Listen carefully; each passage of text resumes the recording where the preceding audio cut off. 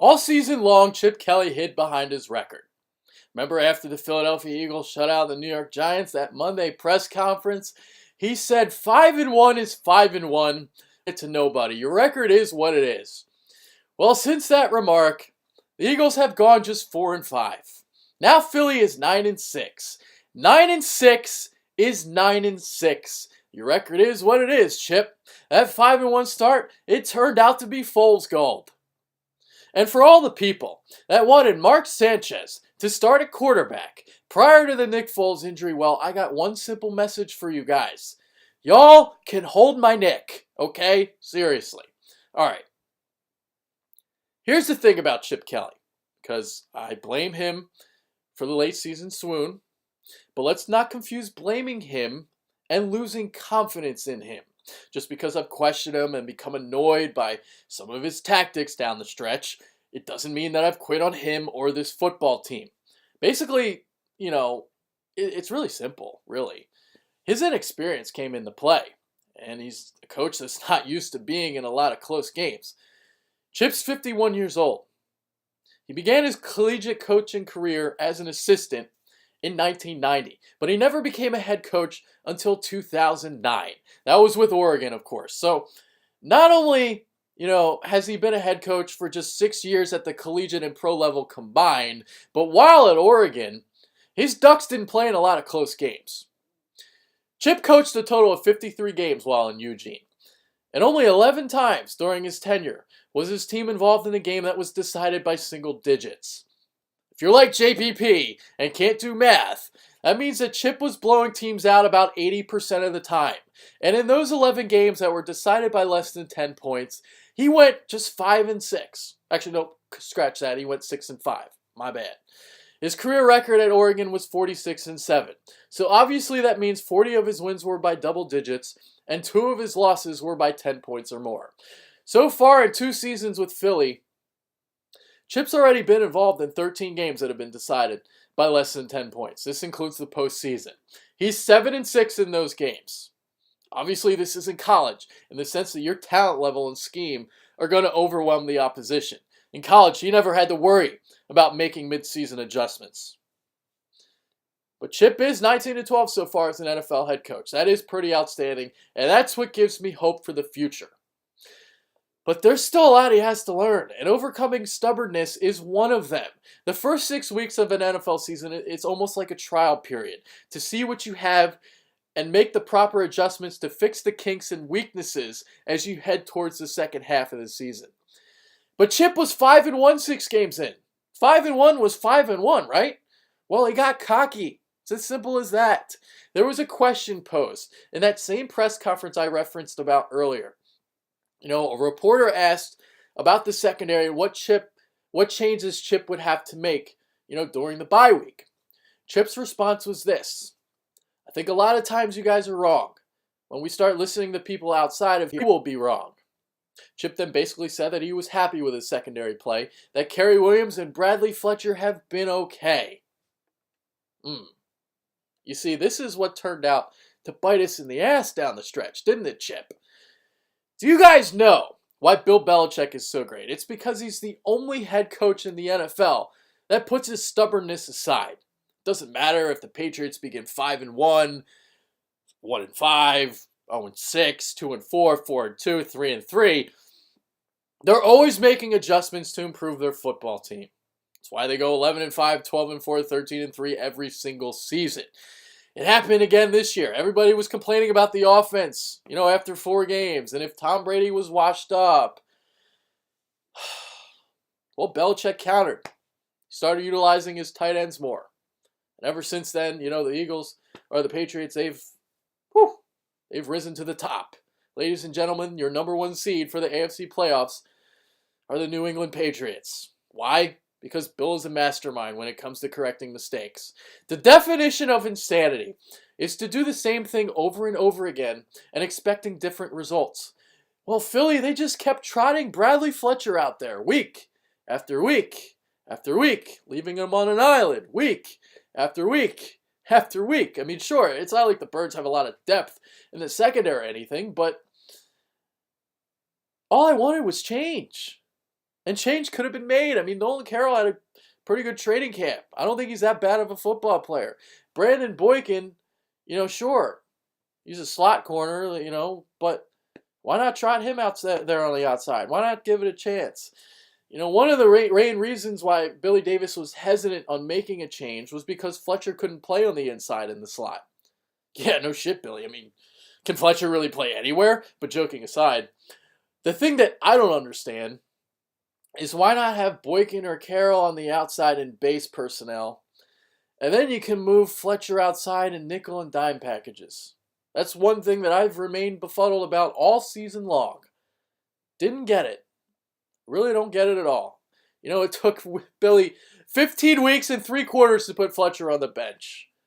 If this was done all the way back when Philly was 5-1, then maybe right now we'd be saying 11-4 is 11-4 instead of 9-6 is 9-6. I saw the Eagles injury report today. I laughed a little bit, chuckled because Fletcher was listed as questionable. So instead of benching him, you can just say that he was hurt. Well played, Chip. Well played. All right, on to the quarterback situation, because there is no doubt in my mind that things would have gone differently had Nick Foles been the starting quarterback for this team, had he not gotten hurt. But that there does raise the question mark now, though, because this is now the second year in a row that Foles has gotten hurt mid-season. So got to watch out for that as the years come.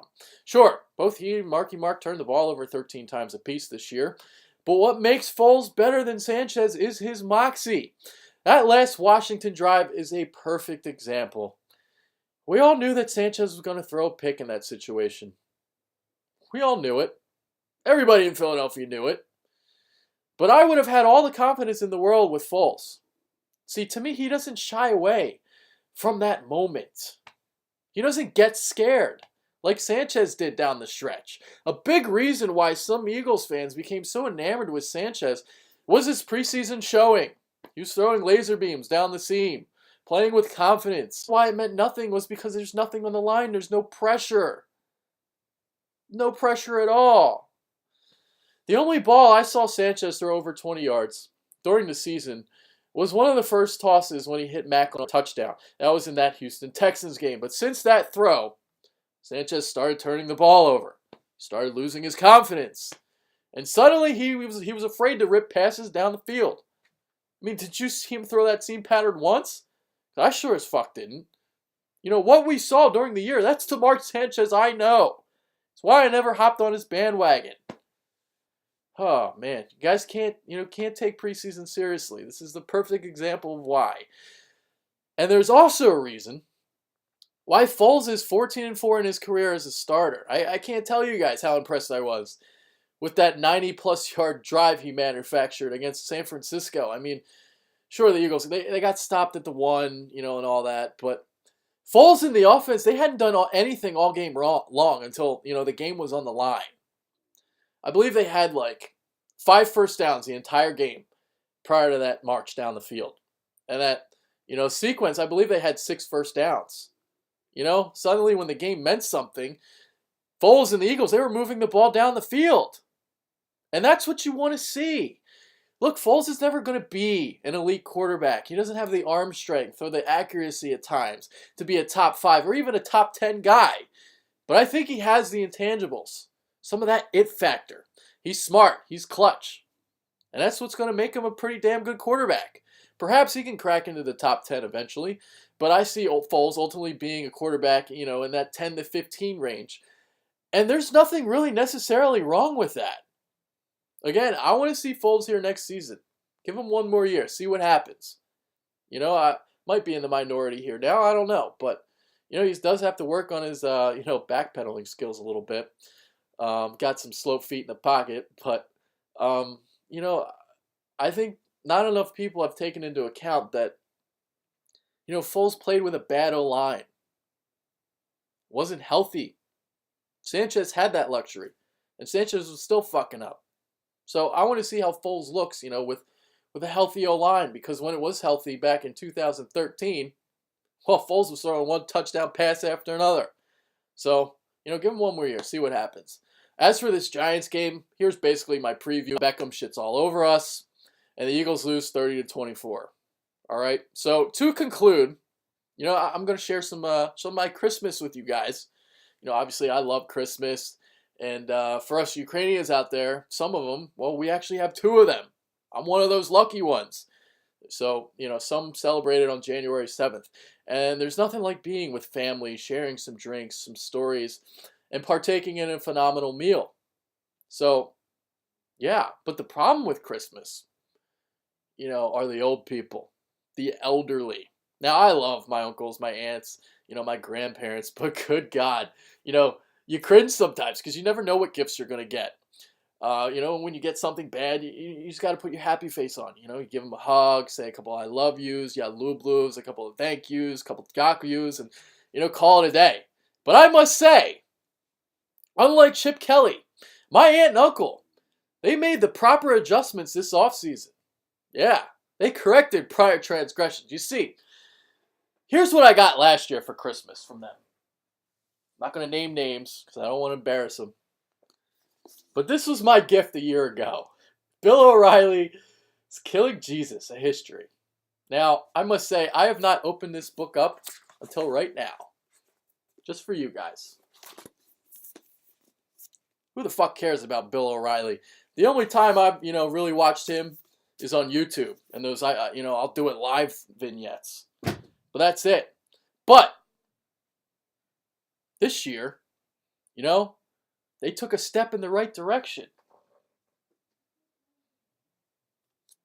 Got a Philadelphia sports history book. Philadelphia Phenoms. The most amazing athletes to play in the city of brotherly love.